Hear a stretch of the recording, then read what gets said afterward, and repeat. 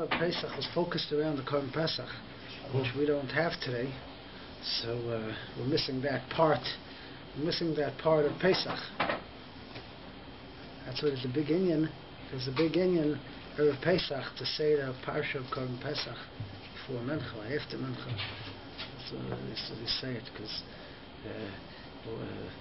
when you learn the halachas, it's kilu you did it, right? It's karbonis. Whenever you say the karbonis, that's why you say karbonis in the morning by davening. Because saying the karbonis is kilu you mark of the korban. So you want to have that part of Pesach also, which we're missing. But nonetheless, today we don't really have that. But on Kaponim, we do have other halachas Pesach which are negeya. So I'm going to start here with getting rid of the chametz, and there are different ways we get rid of the chametz. There are about 3 ways we get rid of the chametz. There's the issue to have chametz by your matzah. You're not allowed to have chametz around your house. You're not allowed to have chametz around your house. And as we mentioned on Shabbos, not only you're not allowed to have chametz, you're not allowed to own chametz. We'll learn about this more. You're not allowed to own chametz. We'll come back to this. You're also not allowed to have chametz. You're not allowed to be responsible over chametz. So if there's a chametz that even if it doesn't belong to you, but it's in your responsibility, you have to watch it or whatever it is. It's your. We'll talk about this more soon. It's under your. You could be over by your matzah on it. If you have a chrayis on it, if you have a chrayis on the chametz, it could be over by your. We'll tell me maybe it's not practical today. We'll see. And then.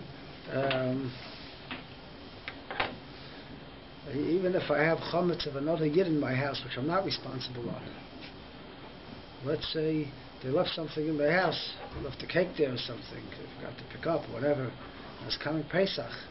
So kol yisrael mitzuvim levarei, everybody has to get rid of it. You have a mitzvah to burn, even though it doesn't belong to you, it belongs to him. Either it's because of arvus, kol yisrael arevim zelazeh, so you have to burn his chametz, or the Goyen holds it's more than arvus. You have a issa deraisa of having his chametz in your house. Since it's a Jew's chametz in a Jew's house, even if it's somebody else's chametz in my house, I have a issa deraisa to hold on to it, and I have to burn it. So I have a right to burn that guy's chametz. I says, he's not a religious Jew. He says, what are you burning my cake for? And I have a right to burn it. He says, I'm not allowed to own chametz. A Jew's chametz in my house I'm not allowed to have. This poses a big problem. If let's say I'm renting an apartment, I'm renting out my house to a non-religious Jew. I'm renting out my house to a non-religious Jew. So he has chametz in his house. Now if you hold schirus loikanya, if you hold that, it's a whole machloikis whether if I rent my house to someone else, whether it's considered my house or his house. Whose house is it? Is it the owner's house or is it the one who's renting it? Halachically, whose house is it considered? Like there's a halach in Yodei and Shulchan Aruch that I'm not allowed to rent a house to a guy because he's going to bring avodah zarah into the house. Today it doesn't apply because most goyim don't actually bring real avodah zarah into their house. It's just Marcy the same Yodeims. They don't really know. It's not the same level of avodah zarah it used to be. But otherwise, I wouldn't be able to rent my house to a non-Jew because he's going to bring avodah zarah into his house, and his house is really my house. Because I'm just renting it to him, but it's really my house. So there's a big shaila in the Poskim, how we paskin, schirus kanya, schirus loy kanya.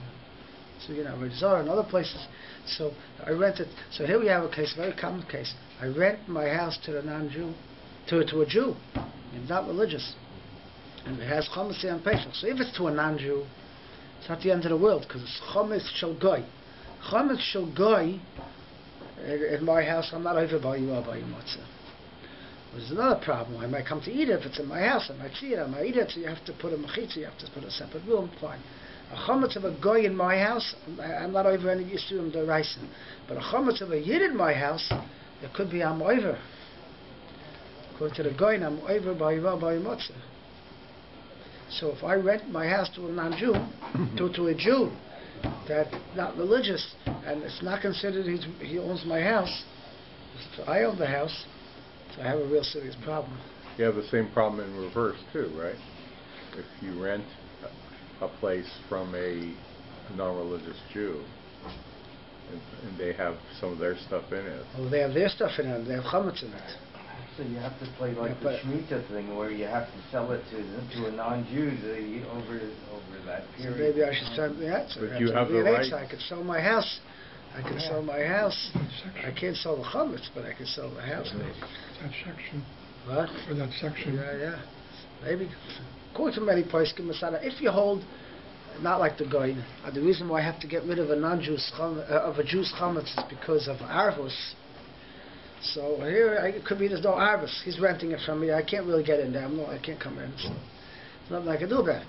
But if there's a chiv al spy rabbi matzah, so that's a shayla nachwayim. Maybe according to the goy, I have a problem.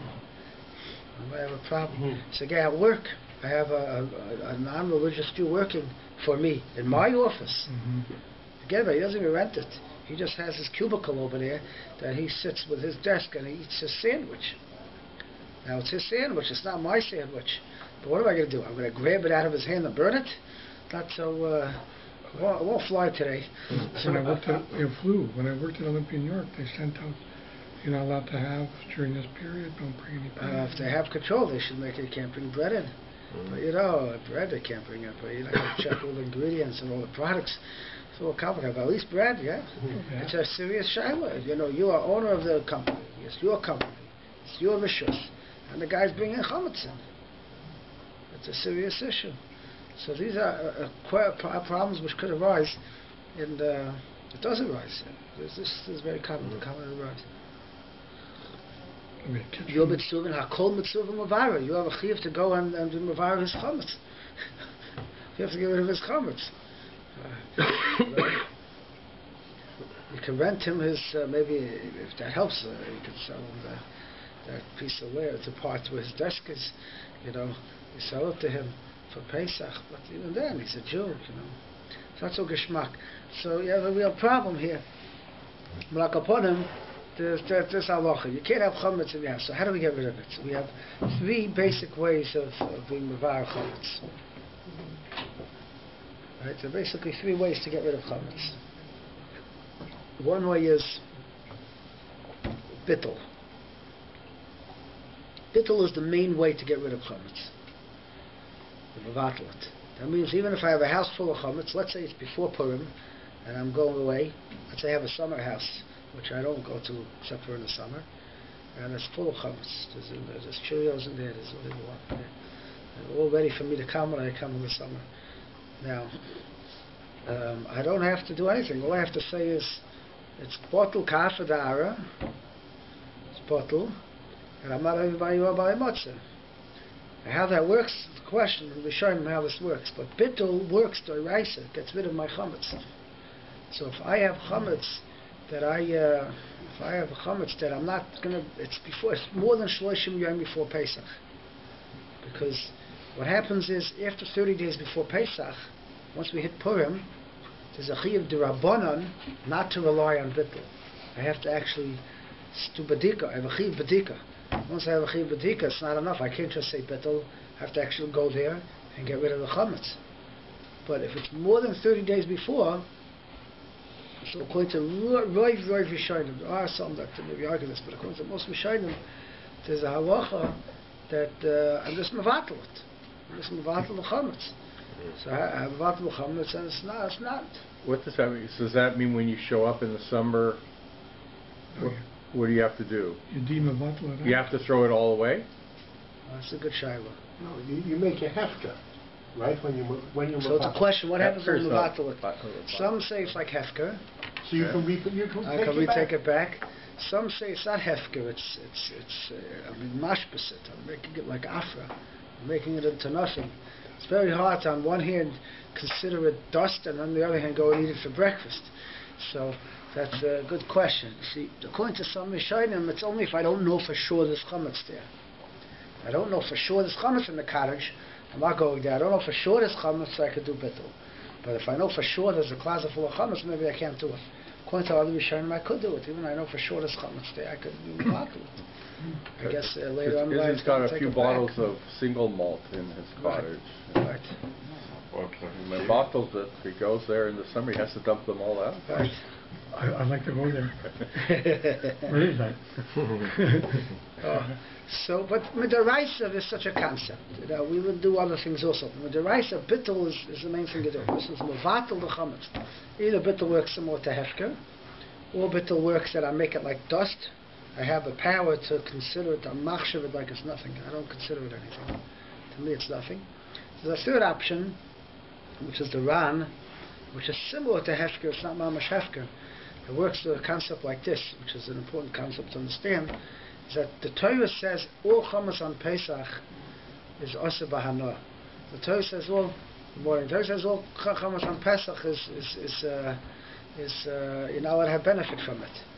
So if you can't have benefit from chametz on Pesach, so you can't own something you can't have benefit from.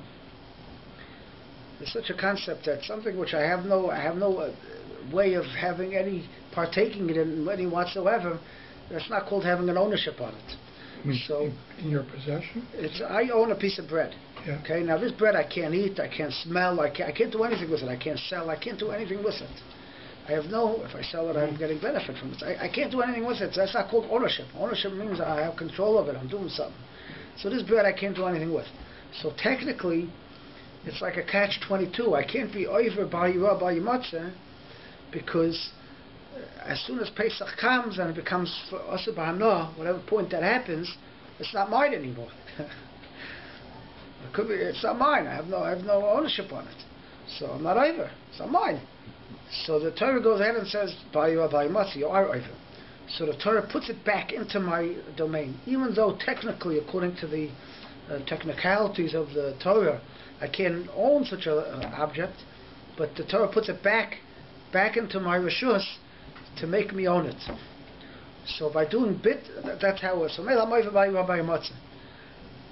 it's like backwards. Really, I shouldn't be over any time, because once there's no hana, it's gone. But the Torah says that I'm not allowed to have it in my house. So it must be, I do own it. So the Torah is making me like I own it. So that's why I'm over by matzah. But if I go ahead and do bittul, so what I'm really doing is, I'm saying that I'm not going to regain ownership on that thing. I'm sort of taking away that clause that it's coming back into my domain. I'm saying I'm mevatel it, I'm being mesalik it, I'm removing it from my reshus, that I'm not acquiring it back. Is that permanent or temporary? That's permanent, I guess, until you take it back after Pesach. So it's not permanent, it's temporary. Yes, for now. So those are the three options. But either way, bittul is a real thing, and it works with the raisa, and I'm not even by your matzah. What happens is, the Chazal didn't like just to rely on that for a number of reasons. First of all, you have a nice geschmacka piece of cake sitting in your house that you decided to make it bittul like after da'ara. When you wake up early in the morning and you're hungry and you want to take a bite of it, you might forget that it's afra and you might eat it. So the Chazal didn't want to have anything in your house. Second of all, people might not really take it serious. Well, mevatel, he's not mevatel, he is mevatel. So therefore, Chazal said you have to actually get rid of the chametz. You have to beer chametz. So those are two things we do: bittul chametz and beer chametz. Beer chametz is we actually destroy, get rid of chametz. So those are two ways you get rid of chametz. The third way we get rid of chametz, which we discussed in previous years, is mechira. We actually sell the chametz. So here you have the chametz in your cottage, even though technically you could get rid of it by doing bittul. I mean, mevatel, your loaf of bread, your schnapps, whatever you have there. But we actually go ahead and sell it. We actually go ahead and sell it. Now, what I want to point out over here is a very interesting shaila in the Achronim. Now, in order to understand the shaila, we're going to back up a moment and discuss the mechilas chametz.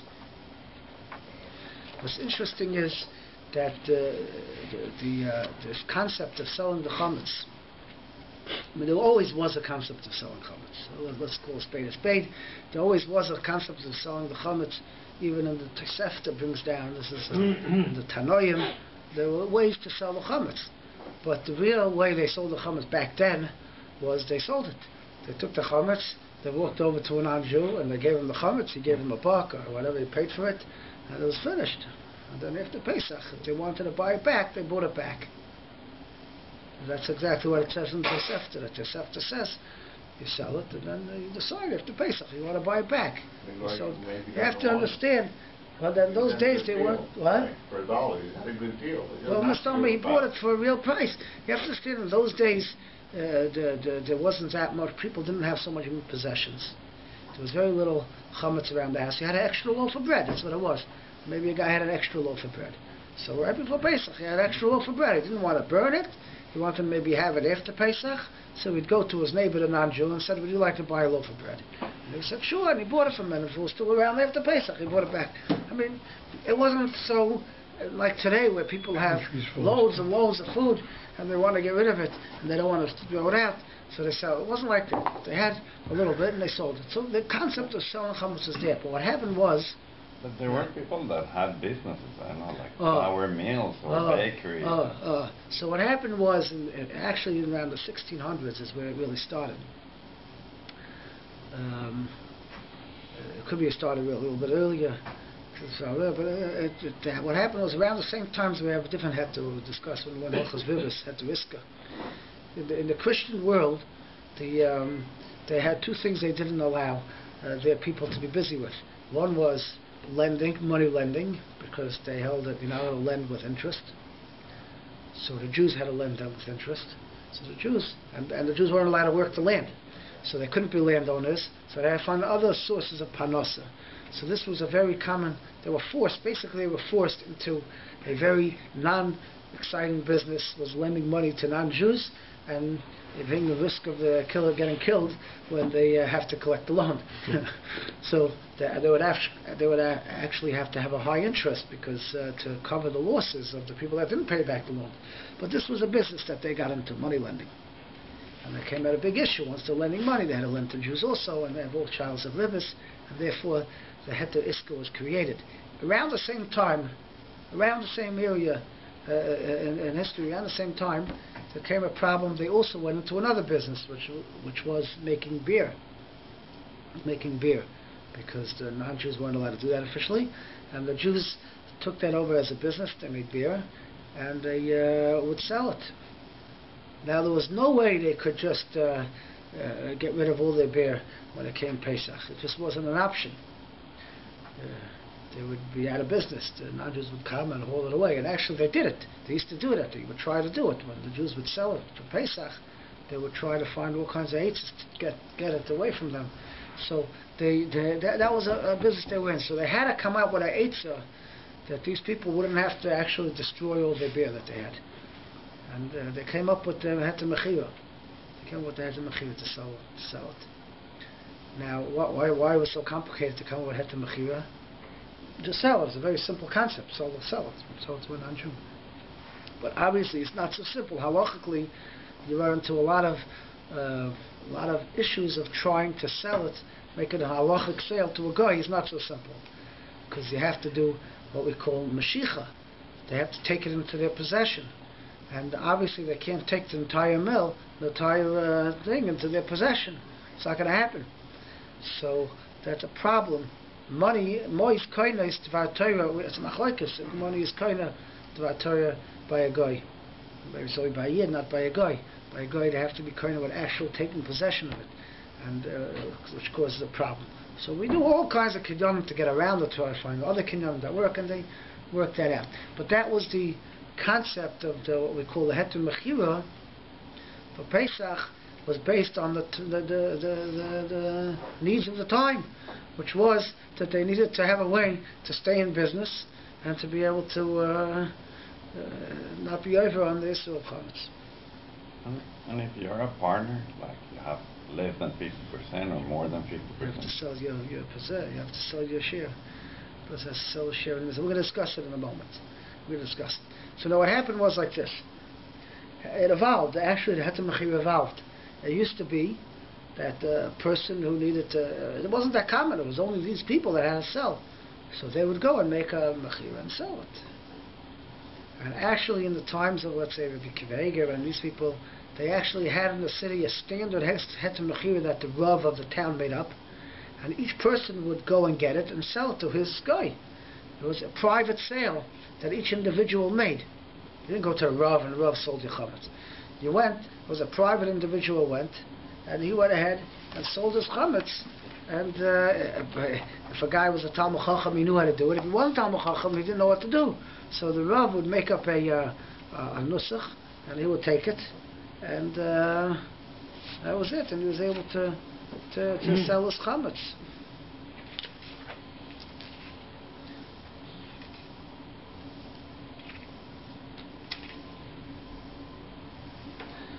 Now,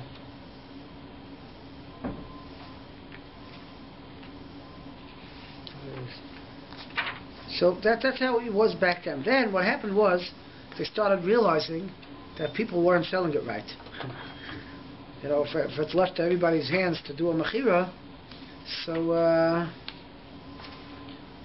so if it's up to everybody owns individual hands, obviously you're going to run into problems. This guy forgot to sign on the shtar, this guy didn't write all the places where his chametz was, he didn't sell everything, and they started having all issues with the different types of shtaris that were out there. So there was a yid, the guy in Rabbi Yosef Luba, Rabbana, yes, I'm not sure exactly what that was. Yes, I'm not sure what that is. So he made, as he decided, he was the first one, he came up and he said he's going to make a kloliistic mechira, anybody in the city who needs, he's going to sell the chametz. But the way he did it was, you know, I always hate the people come to the rabbi and they say, Rabbi, I'm selling you my chametz. I say, no, you're not selling me my chametz. I'm not taking your chametz. You know, I'll be a shliach to sell the chametz, you know. But he actually made that they sold to the rabbi the chametz. They all sold to the rabbi the chametz, and the reason why he did that was because it was actually easier. Because it's very easy to sell from a Jew to a Jew. You just give him money, mois kindness. Okay? So it's easier to make a kinyan from a Jew to a Jew. So he bought all the chametz of the city, and then he went to the non-Jew, and he sold it. He knew what he was doing, so he was able to sell it. That's how he was masakin in his city. Now, there was another person in the city, Gram Toibish. So he was also a Rav, and he went ahead and said, you can't do that. You can't do that. And it became a whole machlekes, as usual, whenever you have a new concept coming up. And they were worried more about the haram, or the guy who never really meant to sell it. You know, when the guy buys chametz, if you go to the guy and you sell your chametz to the guy, so he takes it seriously. But if I go and I say, Mr. Guy, I have 1,000 people's here's chametz that I'm selling to you, he says, ah, very nice. You know, he doesn't take it as serious. So it's not a good mechira. Each person individually, they sell the chametz, that's fine. But to have everybody sell it together, he didn't like it. The kids, Reb Shlomo Kluger got involved. It was a big machlekes. L'maisa, it ended up becoming standard, but we don't do it that the Rav buys the chametz, but he actually becomes a shliach to sell the chametz, which has its own problems. Could he be a shliach to sell the chametz to a guy, do nishuk shabbat moment? You have all kinds of halachic issues. Whenever you have a new concept, there's many issues that come involved, which sometimes we have to make a decision that because of the situation we'll rely on this or rely on that. But there are always issues that come up that you might not think of unless you're heavily involved in the sugyas of the Gemara. So when they come involved in the selling the shlichus, so that became an issue. But that's the most standard way people do today, is they make, because most people don't have the tools to make their own sale to a guy, so they go to the Rav, and the Rav makes a sale, and they make him a shliach. What was the problem selling to the rabbi? I thought that was a pretty good solution. That was a pretty good solution, actually, selling to the rabbi, and the rabbi selling it. Yeah. But the reason why they didn't do it is for this reason, because the rabbi said, why should I be stuck with everybody's chametz? And then if the sale to the guy doesn't work, he has all the city's chametz on his shoulders. Now it's okay, that guy needs to rely on the heter mechira to sell his chametz. But why does the rabbi have to take responsibility and own everybody's chametz?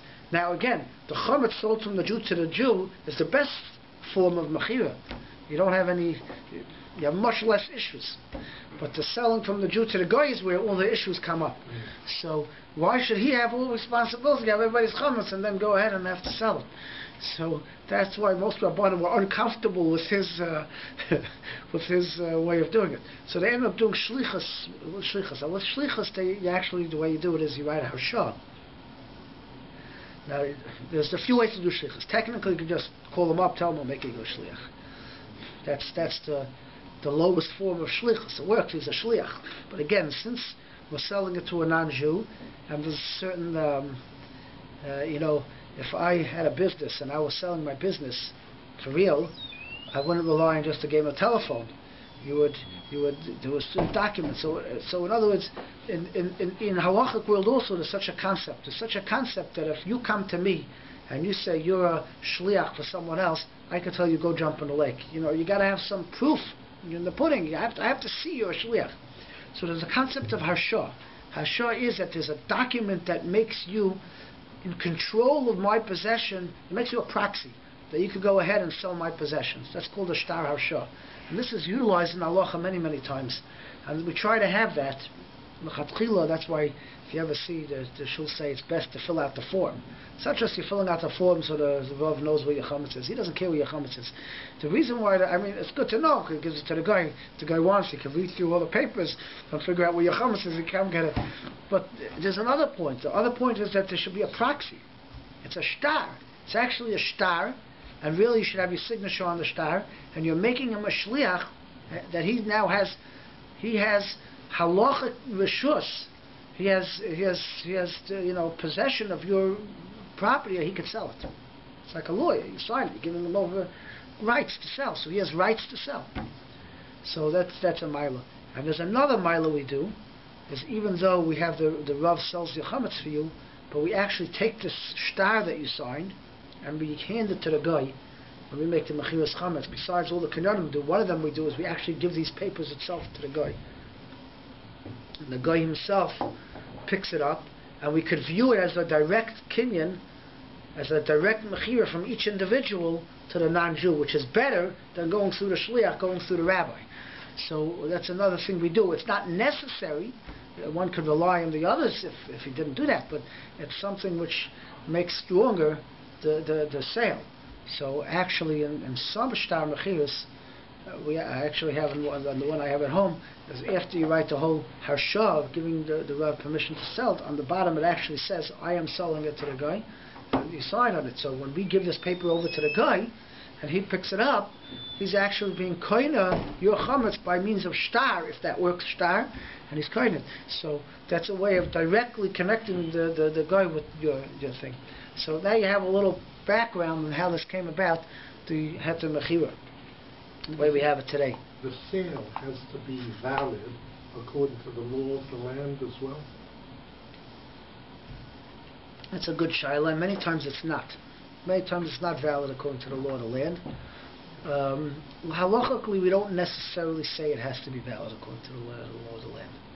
I made a mechira according to Jewish law. It's sold, and it's finished. So it doesn't always.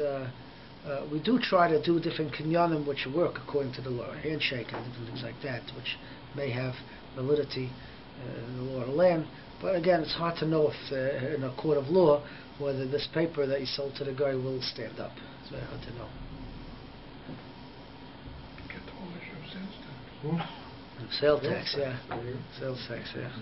Oh, so that's a mechira. Now, the Hagoyin of Rishon Igra, he claimed that he don't like this whole business, this whole heter mechira, but he claimed we rely on it. You see, the chronim and the times that when it was necessary, they made such a thing. So he said, well, the reason why I rely on this is because it's coupled with something else. What's it coupled with? A bittul. Remember, we said that really midaraisa, all you have to do is get up and say, all my chametz is bottle, and I'm finished. I don't have any problems with chametz midaraisa. So therefore, that's a question. Does that work if I have barrels and barrels of chametz that I want, and I don't want to be mevatel, and I want to have it afterwards? Okay, you run into this issue. But that's midaraisa. There's a concept that if I really mean it sincerely, and I want it to be bottle, it's bottle. So since we're anyways being mevatel the chametz, he says, so therefore, it's only a shayla of the rabbanans now. The rice, I got rid of my chametz, but the rabbanan, they still didn't want you to rely on bittul because the chametz is around. You might eat it, you may not mean the bittul. All kinds of reasons they didn't want you to rely on bittul. But since you got rid of the deraisa and you're only concerned with the rabbinical problems now, okay, for rabbinical problems we can rely on this mechira, no problem. But can you sell chametz that you've already mevatel? You're on the ball. So here's the question. It's really, these two things don't exactly go together. If I'm mevatel it, then I go and sell it. I have to reclaim possession in order to sell it. So that can't be. I can't be mevatel it and then go and sell it, because once I go and sell it, I'm sort of retracting my bittul. So it has to be the other way around. First I sell it, and then I'm mevatel it. I sell it, and in case the sale didn't work, I'm mevatel it. I sell it. If the sale worked, good, I'm done. If the sale didn't work, I'll be mevatel it. I can't be mevatel something I sold, so einach nami. But you said that no, just in case it didn't work on a derisa level, I do the sale first. So now you're selling everything you're at the derisa level. Right, I sold it derisa. So now, but what are you worried? Maybe it didn't work. Maybe it's such a shtick and it didn't work. In case it didn't work, I do a bittul to cover it. If it didn't work, you're still left with derisa. Yeah, but derisa the bittul works. Oh yeah. So I'm left with derisa, I do the bittul. But what are you worried about that? The chacham don't want you to just do a bittul. I sold it before, so I would have to sell it first and then be mevatel later. you say you had to mevatel it more than 30 days before? Not more than 30 days before. Within 30 days. Within 30 days. We actually mevatel it at Pesach. The only problem is that generally speaking, we don't do it that way. Generally speaking, you mevatel it before. I mean, depending how fast you mevatel. First you mevatel by bedikas chametz at night, the chametz you don't know about. And then by beer chametz, you burn the chametz, you say, kol chamir, you mevatel all your chametz then. And many times as before, the rabbi sells the chametz. So you're having in mind when you make that bittul in the morning, also the chametz that you're selling? That's what you're supposed to do? I mean, it's a catch-22. I'm mevatel it, and once I'm mevatel it, I sell it. So then, how could I sell chametz that I was taking it back? You could find out when they sold the chametz and do it afterwards. Besides the fact that after you burn your chametz, you go home and eat something. People go home and eat something. After they burn? Or the kids eat something. You can't eat after you say kol chamira. You could eat and then say you could burn, eat and then say kol chamira. That you could do, as long as you're before the zman, before the end of the zman of beer. You can't eat anyways after the end of the zman of beer. So it has to be before the zman is over. People go to school 7 o'clock in the morning. Yeah, okay. So, but it's not. They can still burn it afterwards. They happen to burn stuff earlier, but the zman is not over. When the zman, whatever it says on the calendar, the zman of beer chametz. So the part you should say later. The zman achilas chametz, the zman beer chametz. First of all, the zman achilas chametz. You can't eat after the zman achilas chametz. Right. And then there's zman beer chametz. So you can't eat after that time. And then the beer is afterwards. Yeah. Okay. So when you burn the chametz, if you do first thing in the you morning, do it early, yeah, but you're not doing it at the last moment. Later. Yeah. Now, so the Kitzer, he held that you can't just do a mechir, you got to do a bittul. Now, this shita of the Mishul Migra, as others also held that way, doesn't work so well. And we don't rely just on the shita, because you can imagine all the non-religious companies that sell their chametz. We go ahead and we do mechiras chametz for many companies that are not religious. I can guarantee you they're not doing bittul. They're not doing bittul chametz. They're just doing mechira. So then you want to go and eat the chametz after Pesach. So we rely on the mechira itself. So technically, at least for the Yevid, we rely on the mechira itself. At least for chametz shavuot over Pesach, for chametz after Pesach to eat it, which is a drabanan, we rely on the mechira. But nonetheless, that was his shita that you need to have a bittul and to have a mechira. Now,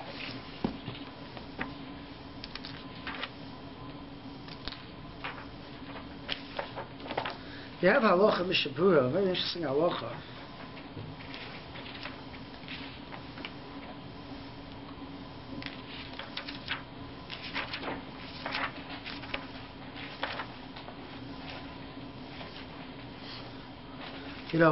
What some people do is they buy chametz right before Pesach. I think some Svarim has Chametz given that they buy chametz right before right after Pesach. You can wait a line on the pizza shop for 3 hours to get something, or in the bakery. So they buy chametz right before Pesach. They put it in the freezer and they sell it. Then right after Pesach, here I have it. ready to go. They don't have to wait even a minute. You get your chametz. So that's that's how people do. So.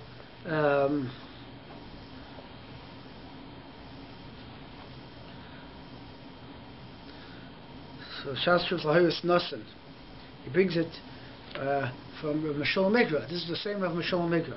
Rav Mishul Migra held that selling chametz is not something you can rely on by itself. You have to do bittul. Okay? You can't just rely on the sale of chametz. You need a bittul chametz also. What if the guy says, I want a sale, I'm keeping the sale, he has a right to use Yeah, he just has to pay up. But the way we do the sale is that... It's not going to be a big price. It'll be a very big price. What do you mean? Well, he won't do it then. Well, if he wants your chocolate cake, he has to pay for it. Right. It's not a free. It's not a free bill. He has to pay full. We give him a little discount. We give him a little cheaper than the market value. So if your chocolate cake costs $10, we let him pay $8. So if he wants it, he can pay $8 and have it. But a guy has a big company that's worth $100,000, $200,000, the chametz in the company, so he could get it for $98,000.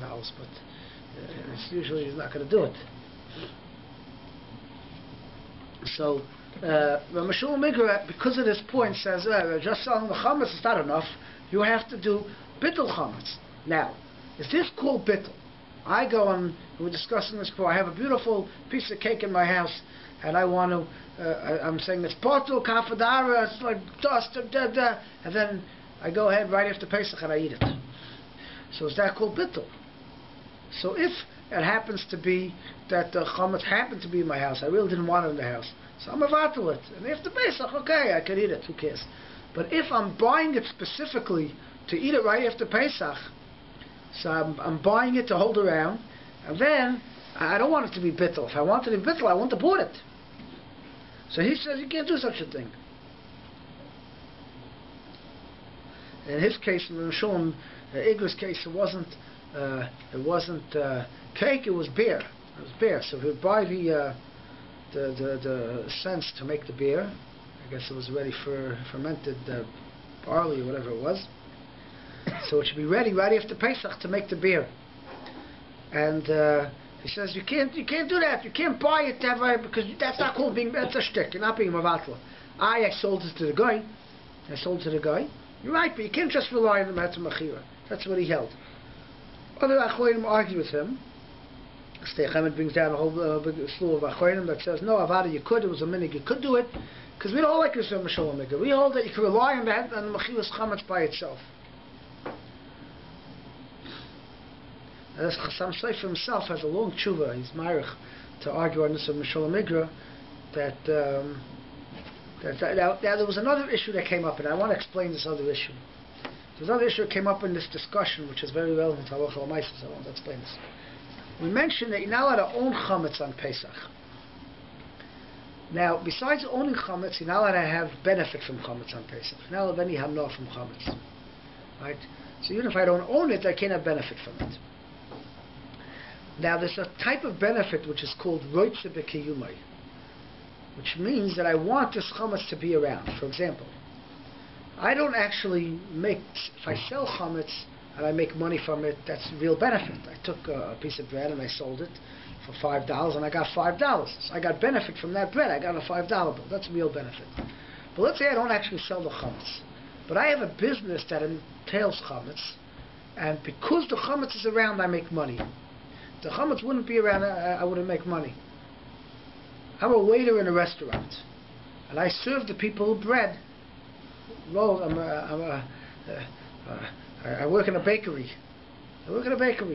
So I make money off of chametz, even though I don't actually sell the chametz. It's not my chametz.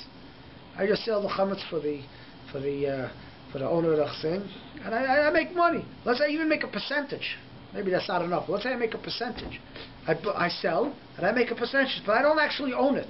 I don't own the chametz. The chametz belongs to the other guy. But I get a benefit from it. So that could be more direct benefit.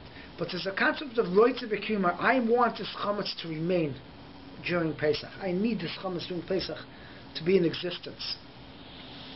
So there's a certain kind of hano which is called roitze b'kiyumai. If I want that chametz here and I need it, that's called bayua bayumotza. I have that chametz in my possession.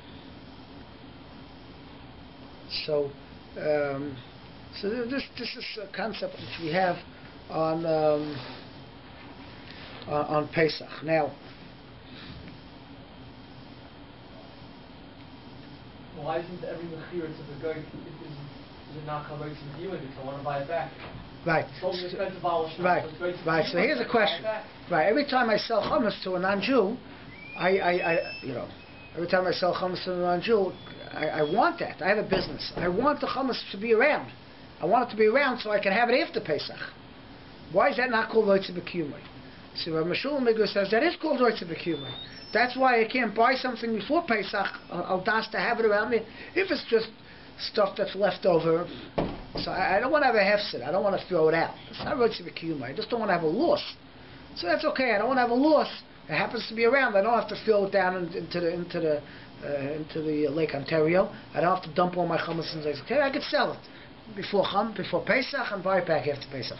But if I buy something initially to keep around till after Pesach, I'm right to be. Why did I buy it for? It was on sale now. I bought it now, and I want to keep it for after Pesach. So I'm right to be B'Kiyumai till after Pesach. So that was his issue. So the Chassam Sofer says no. It's not called Roitze B'Kiyumai. Roitze B'Kiyumai is if I need it on Pesach. I need it because on Pesach I have a benefit from it. But if I just need it because after Pesach I'll have a benefit from it, he says that's not called Roitze B'Kiyumai, and therefore he's matir those, especially the businesses that want to buy stuff before, they want to buy chametz before on a discount price. They're going to sell it after Pesach, and meanwhile they need to do something with it on Pesach, so they sell it to the guy. Cattle farm. Huh? Milk farm. Yeah. So to feed chametz to the feed cows. Yeah. So that's another issue. If you have, let's say you have a cattle farm, you sell it. Milk farm, whatever. So you have grains there that you need to. You Roitze B'Kiyumai, you want this thing around. So there's a big issue. This is a big issue in halacha, how you deal with this problem of Roitze B'Kiyumai. Now there are those that will say, no, it's better not to buy something on a discount right before Pesach, and then sell to the guy, and then sell it after Pesach, because you run into this problem. But halacha l'maisa, one can rely on the Chassam Sofer, especially in the case of a hefsid, that if he buys it before Pesach and just because he needs it around for after, that he's going to sell it.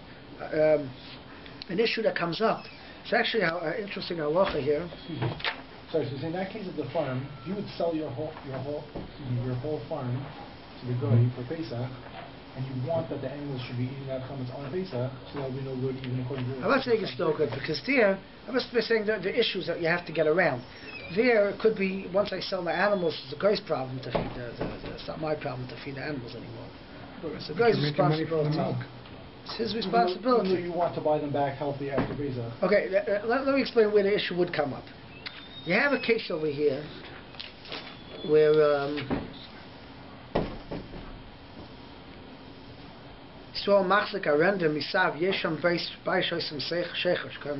they're making beer. That's how it worked in those days. Like we said, that's where the original Hatzmachi came from. Now what happens is, if the real way to do it is to sell your company. If a company deals in chametz, you sell it and you close it down. You've got to close down the company. You can't have a company selling chametz open on Pesach. Even if I sell it to a guy, why? Because I sell it to a guy, what's going to happen? I sell to the guy, and the company is making money on Pesach. 8 days, it makes a profit. It makes $1,000 profit. I sell it to the guy, and then I buy it back. Meanwhile, I'm $1,000 up in the game. I'm making money on my chametz, which I sold to the guy, but it's coming to my pocket. So let him keep the money. If I let him keep the money, it's very nice.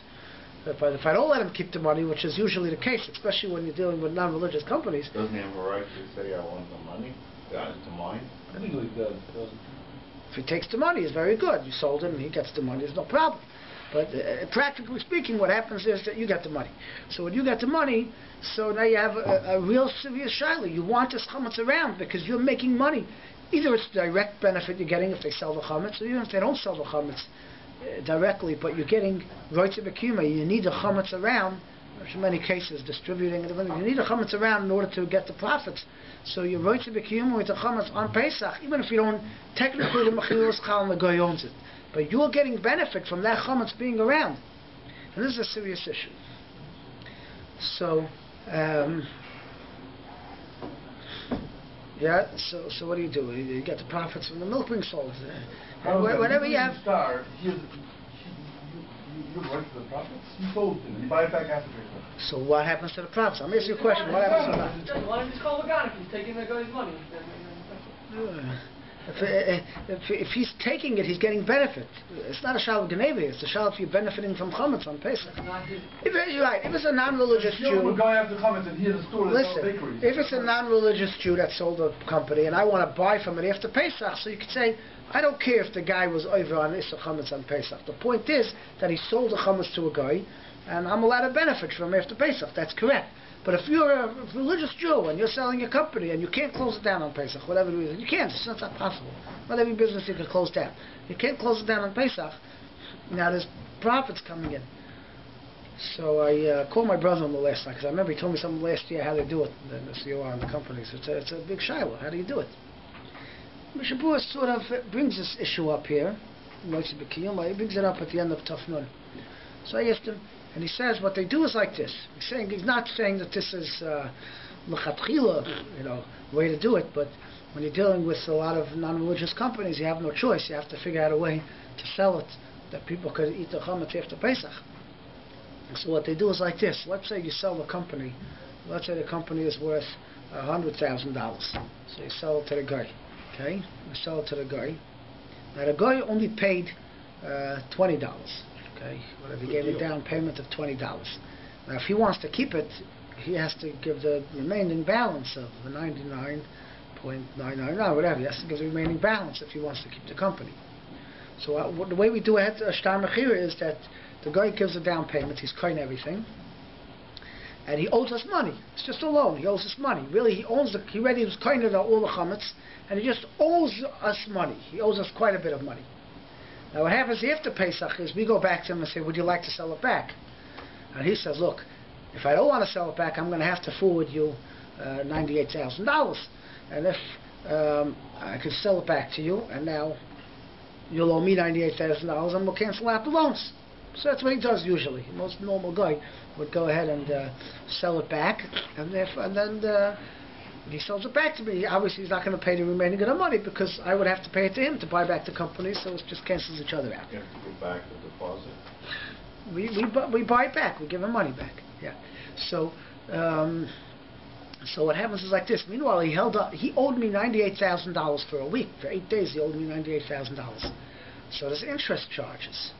So we structure it in a way.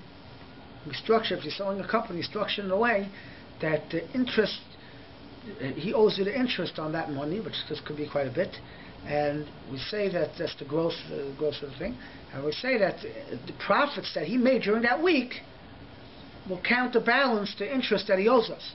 So in other words, you're right, we're supposed to give him the profits for the week, but he's supposed to give us the interest on the payment, so we cancel it out.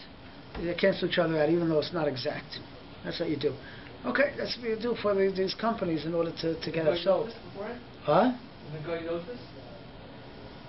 It depends if the rabbi explained it to him. So he actually does get to keep the profit then. So he actually keeps the profit because he's not paying the interest. That's correct. So he keeps the profit, but he also owes us interest. So instead of we ask, okay, now after we do the mechir, okay, now you owe us $5,000, can we please have it?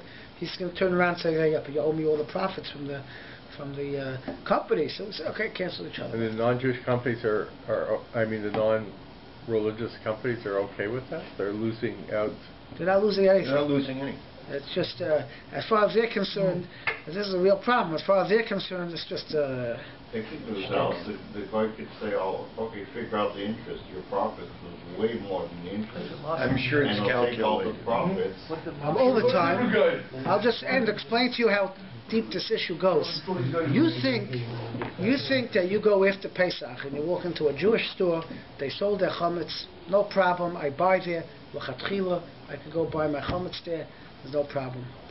It shows a concept of what goes on in the real world out there.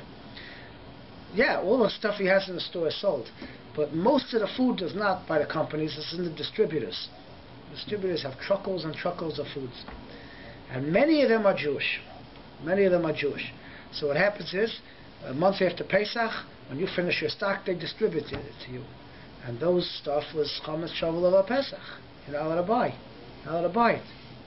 So we have to go and tell those companies you better sell your chametz. Because if you don't sell it, we're going to say all your food is us and nobody's allowed to buy this product anymore for the next 3-4 months. And they did it, and so they went to some companies and they, what are you telling me what to do? I'll take you to court. It's very nice to take us to court, but you're not going to be able to sell them.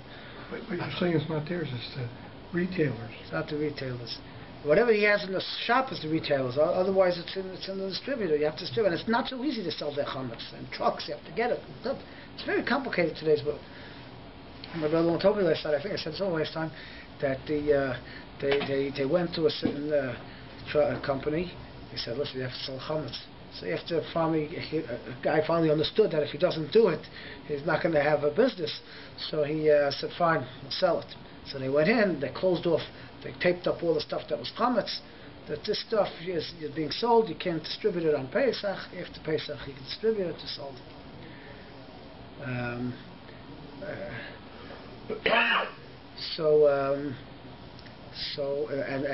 there were other stuff there that he's not going to sell. He's not going to sell that to the Jewish companies. What are you going to sell that to?